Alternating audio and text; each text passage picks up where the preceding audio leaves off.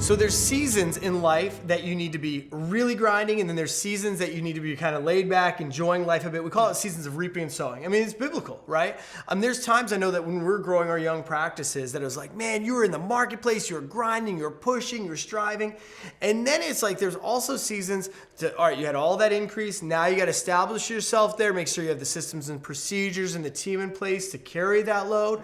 And then it's like, good, we're there, now let's go back out. And it's like, boom, boom, boom. Everyone wants to be a part of the product, yes, not the process. That's right. And sometimes we look ahead too far and we say, oh man, I got to be delegating more. I can't be out screening so much because I need to be doing things that I need to be doing. But in the beginning, that's the season where you need to be out in the marketplace all the time. So making sure to know where you are, know what season you're in, whether you're supposed to be grinding or whether you're supposed to be trying to delegate. That's really important to know where you are. Yeah, absolutely. And not to get ahead of yourself. I mean, in the beginning, especially with young practices, you need to do it. You need to wear every hat, do it, own it, so then you can teach other people to. Sometimes what we see is that some of these young practices, they want to get a little big for their britches, and they're like, I'm going to hire a team to go market, I'm going to hire people to do this, and I'm going to play on the weekends.